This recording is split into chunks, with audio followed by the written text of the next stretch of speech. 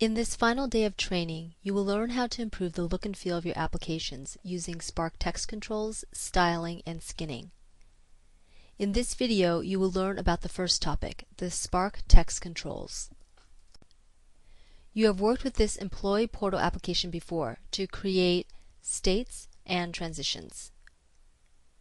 For this video, I have stripped it down and modified it a bit so that I can build it up again starting with the text controls.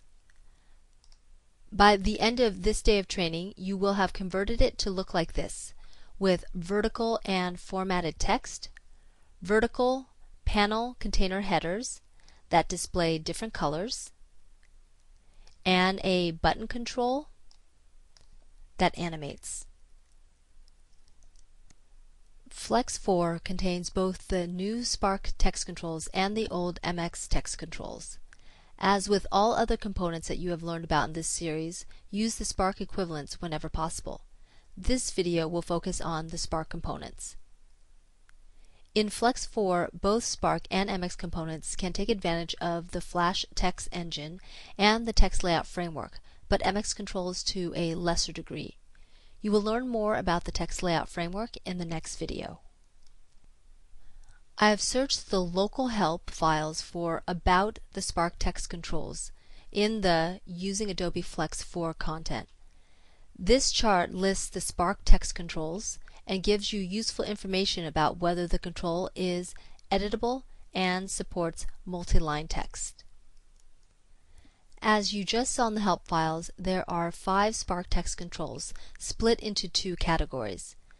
The input text controls are text area and text input. The 3 text primitives are label, rich text, and rich editable text. As you might expect, the input text controls accept user input. You have used the text input control in the exercises for this video series already. It allows users to enter and edit a single line and a single style of text. The text area control, on the other hand, allows users to enter and edit multiple lines of text. Additionally, this control supports vertical and horizontal scroll bars, as well as other rich formatting options like multiple paragraphs, inline graphics, multiple columns, and more. However, the text area control does not include any user interface controls for applying rich formatting. All of the formatting must be changed programmatically.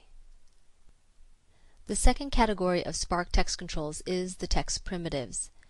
These controls offer new text functionality available in Flash Player 10 and Air 1.5.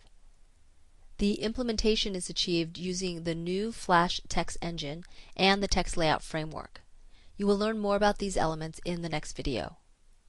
The text primitives are typically used in component skins.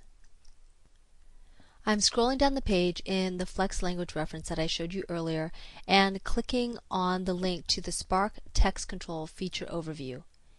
You can see that this table lists the features available in each of the text primitive controls.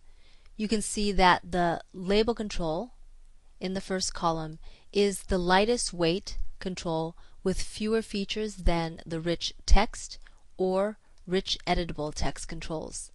This table is extremely useful for you to quickly identify which control would best fit your needs. As I just mentioned, the label control is the lightest of the 3 text primitives. A perfect use for it is as the label field in a button control, since this requires a limited amount of text. There is an MX equivalent control with the same name, but it is not exactly the same. The Spark label control can display multiple lines of text, while the MX label control can only display a single line of text. Both can only use one format or style at a time, however. The Spark label control can also render bidirectional text and support rotation and alpha property settings even if you are using device fonts or non-embedded fonts. This control is also completely non-interactive and doesn't support hyperlinks, scrolling, selection, or editing. Back in my stripped down employee portal application, I will show you how to implement and format some label controls. I'm switching to design mode. The application dimensions look small in design mode because of my limited presentation window and because the application container does not define any width and height values, which means that it will resize to the available area. I will expand the view in a moment after I place the label controls. From the Components view, I am dragging a label control and placing it next to the logo image. With the label control selected, I am using the Properties view to assign the text property a value of employee, a font weight of bold, and a font size of 38. I am dragging another label control and dropping it in the design area. I'm giving it a text value of portal and a size of 38. With the two text controls lined up with their bottom edges even with the logo's bottom edge, you can see that the E in employee is not aligned with the bottom of the logo. The logo bottom is actually aligned with the bottom of the descenders on the P and Y. I'm selecting the employee label and then switching back to source mode. Using code hinting, I'm adding the alignment baseline property value to ideographic bottom. I'm doing the same for the portal label control. When I save the file and switch back to design mode, you can see that the logo is now aligned with the bottom of the E rather than the descenders of the P and Y. The portal label looks like it's in the wrong place, but I'm going to simply refresh the design view to clean up that display. Back in source mode after the portal label control, I'm adding a label control with the text property set to Tuesday, March 23rd, 2010, 7:30 p.m. I'm also setting the height to 22 pixels, the Y property to 39 pixels, the right property to 106 pixels, and the left property to 376 pixels. Next, I will set the label control's background color to a value of gray, pound 686868, and the font color, using the color property, to white, pound FFFFFF. This code sets the right and left constraints on the label control to anchor it in its parent container. It also places the control 39 pixels from the top of the application and ensures that the height is 22 pixels. When I switch to design mode, you can see that the date text control appears with a gray background color and the text value aligned to the upper right corner. Back in source mode, I'm adding the text align property to the label control with the value of right. When I switch back to design mode again, you can see that the text value is still aligned to the top of the label control, but now it is also aligned to the right. Back in source mode, I'm adding the vertical align property with the value of middle.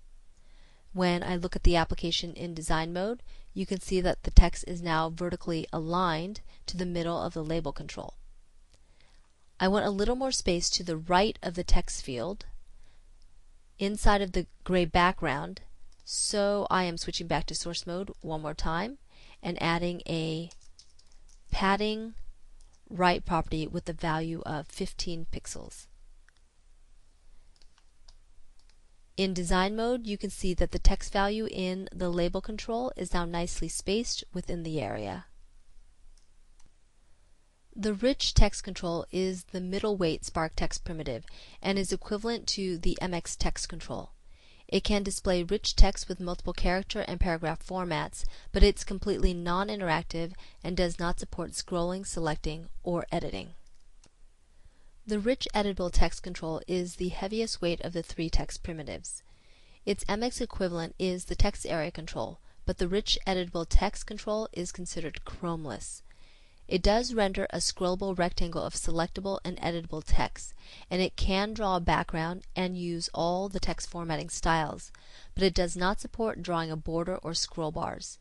You combine it with other components to add the scroll bars. To create a scrollable rich editable text control, you use the scroller class.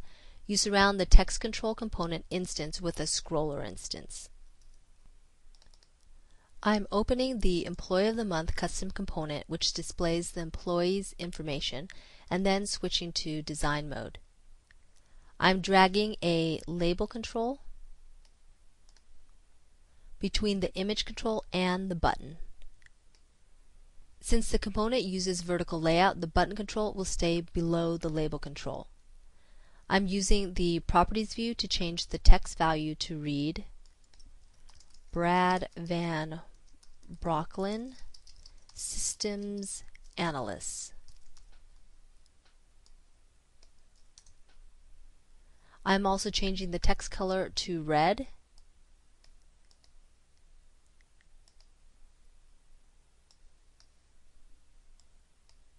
and the alignment to center.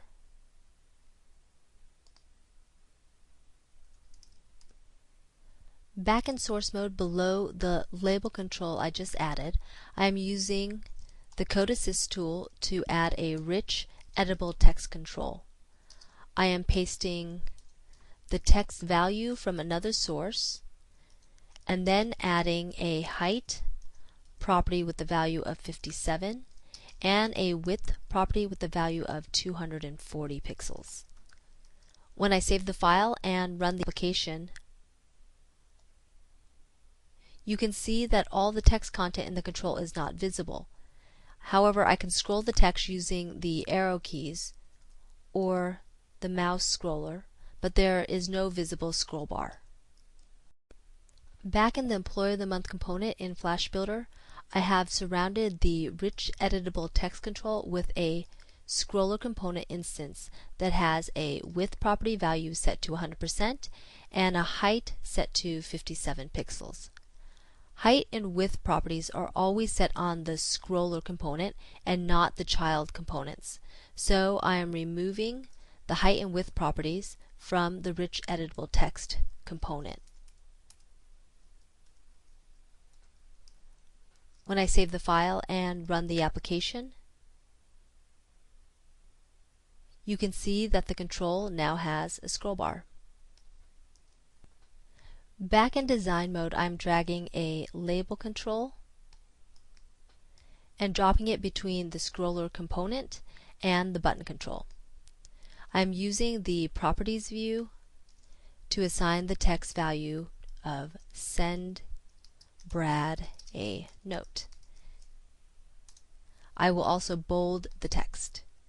I am dragging a text input control and dropping it between the label and the button controls, and using the Properties view to change the text input controls width